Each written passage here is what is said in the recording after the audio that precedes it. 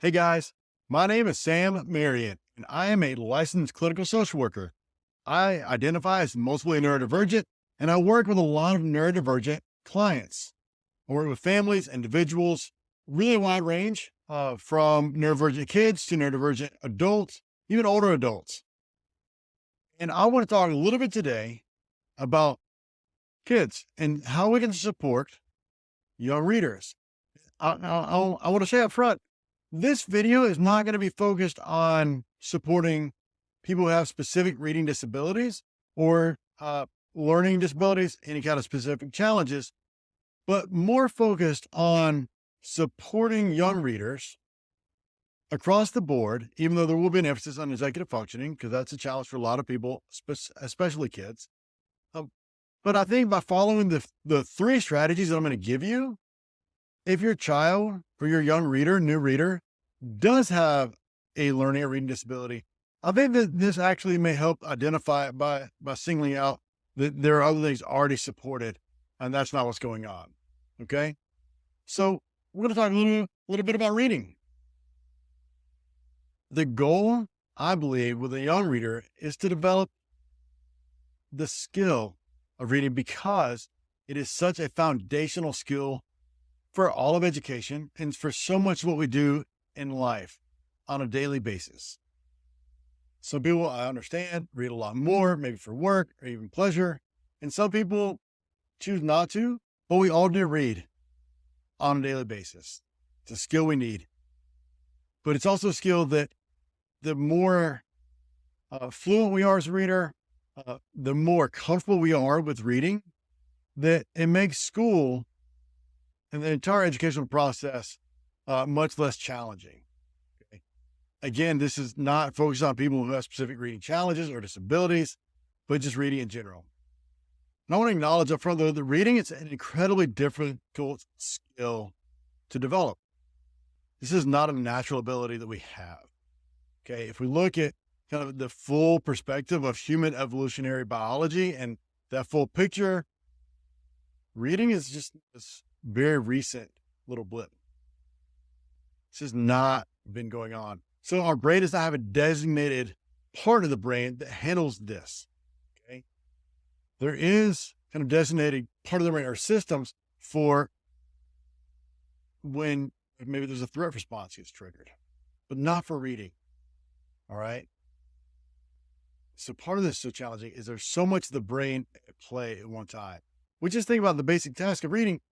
We need the bottom part of our brain to recognize these little squiggly symbols immediately, and the combination of these symbols recognized immediately to make meaning, but the making meaning part is coming from the top. And to understand why we would read the word read sometimes or read and how to interpret all that. So it's not even just like one part in terms of like one region, it's the bottom and the top all needs to develop together for effective reading. So it's an incredibly difficult skill. So we want to support the things that we can. We need some strategies here. Okay, so that's what I'm going to give you today. I'm going to give you 3 strategies. I'm going to name them. First, giving choice. Strategy 2, supporting the executive functions. And strategy 3, developing metacognition. I know it, talking about young readers, new readers, and I'm dropping a big word like metacognition. Y'all stick with me. We'll get there in a minute. And I think it's going to make sense. And I think you'll see that my goal is to teach skills that will help throughout the life, not just helping a child for a short period of time, but develop the skills needed for success all throughout.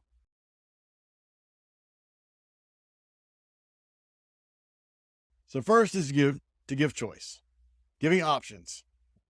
Autonomy is a big deal. When we feel like we have choices in life, our brain feels more settled. If you're trying to push a child into reading a book that they just don't want to read, like I have young kids, I get it. I've had readers come home from school and the kid is like, I don't want to read that. Book is boring. And then I'll look at it. Yes. So many of these readers, they're just not that good of stories if we're honest about it. And some of it is because we had to develop the reading skills sufficiently to read more interesting things with more descriptions and things like that.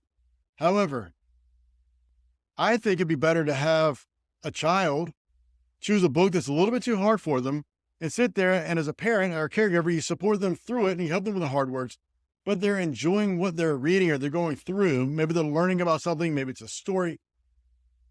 It makes reading more enjoyable. And that part of our body that decides, I hate this activity, doesn't get hardwired quite so much.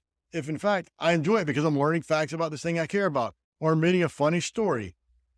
My generation didn't grow up with as many books that were designed just to have fun, that now the kids today growing up are in these graphic novels and things where the authors, many of them were teachers, realizing that half the kids hated every book in the library. They just didn't find them very fun. And so they wrote books that the kids would find more fun. As a parent, do I like, my kids reading about, the character calling somebody else some kind of name? I don't love it. But you know what? The kid's reading. And I think that's the overall goal. So giving kids choice is a big deal.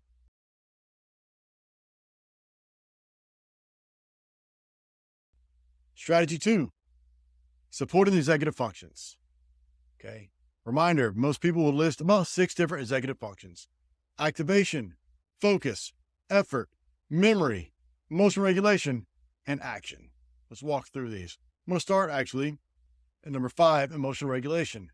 Personally, I take the stance and I would argue that emotional regulation is not an executive function. I would argue that it's a prerequisite for executive functioning. If we are not regulated in a way where we are truly calm, we can't really engage the others, or they're nowhere near as effective. Our focus, when we are highly anxious, it's just not there. So I want to start by helping somebody be calm in that sort of a regulated state, which goes right back to the choice. If I'm trying to force a child to read this book that they don't want to read, they're starting off dysregulated. But if they're choosing the book, they're reading that Thomas the Train book because they love Thomas the Train, they're reading. That goes a long way. And because I have the choice, the way the human brain is wired, when we have choice, when we feel agency and autonomy, we will feel calmer. Okay. So let's go back through the other ones. Activation, that's getting started. Again, giving choice. It's easier to get started on something that we're interested in. I understand that throughout life, we have to do things that we don't want to do. And that's a skill we have to develop.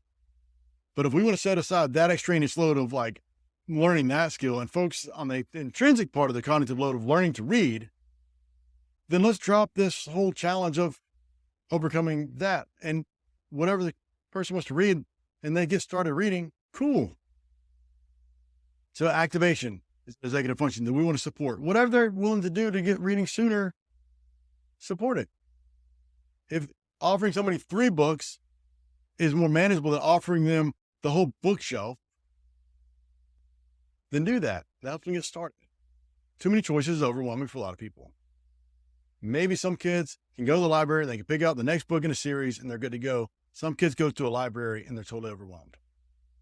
That's where we have to know the child that we're supporting here.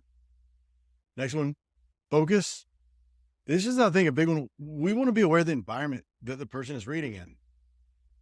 I've 100% been trying to cook dinner and a kid reading at the table nearby and realizing I'm not focused on helping them very much. They need it. Like they can't focus on it because I'm on my phone reading a recipe, trying to cook. There's another kid in and out and TV's, it doesn't work. We want to support their focus. So this is where we want to know the environment. Again, just to mention again that we're developing skills for lifelong learning. And so later in life, when a child is an adolescent or a young adult and they can choose their own environment, by understanding the environments where they are best able to focus, they will more readily, more quickly make that choice. So we want to support that. Maybe it's in their bedroom.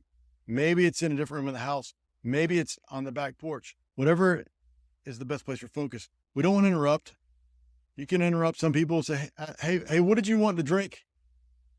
And they go right back to the reading. Some people, the train has left the track and it's going to take somewhere to get it back. We got to know our learner there. Effort. I really view this like we have to get in shape. Reading for a long period of time, it takes time. So part of why we start with shorter books is that we have to learn to sustain the effort and how to put in that effort. how to put in that versus brain power, because it's really hard work and the whole brain is working. So we don't want to overload, but we want to support effort so that we don't hit that burnout. And the young person, this new learner who's learning to read, this new reader is enjoying it. We don't want to make it miserable. It's going to backfire in the long run. Working memory. We're going to, the third one here, the third strategy is going to touch on this a little bit more and supporting that. But we do want to make sure that we're not overloading, because if the person's burned out and they're reading, they're not going to remember it. Our brain is done. If we've gone beyond maximum effort, we're done. So we want to come up with some strategies to help retain what we're reading and hold on to it. And that'll be strategy number 3. We'll go a little bit deeper with that. Then finally, action also ties into strategy 3. When you kind of completed the task, was it effective? Being connected to it. Was this strategy helpful? So as I'm supporting a young person, that's partly me. I've got to engage. Was my strategy in supporting this child reading today effective? Or do I need to change something about how I'm supporting them? Maybe I need to sit there with them the whole time and not just sort of be in the room. Maybe I need to put my phone down. But as the support person, we can also engage in that step as well.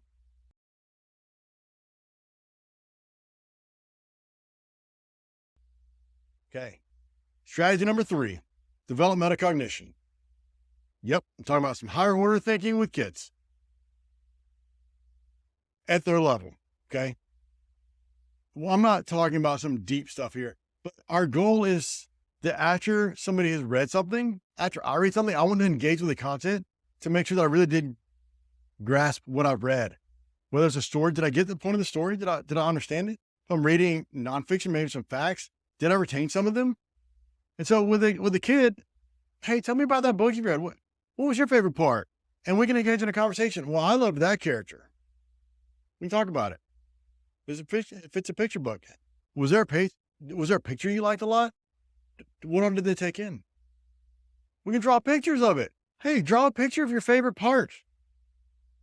Don't just copy what's in the book, but there's always some action maybe that wasn't in the picture. You can draw a picture, right? We can summarize, talk back through it, but in formal ways that we can make it fun. Because later on, maybe some academic reading, we need to be able to annotate a text. We need to be able to summarize it. We need to be able to gain some of that for an assignment. And if we practice engaging with material beyond the reading, and that's part of the habit of reading, is they keep thinking about it or pondering over a story, then that's a big skill to develop that supports them later in their career, later in their life. But we can start all these things with a child who's just learning to read, and we can make that reading much more effective.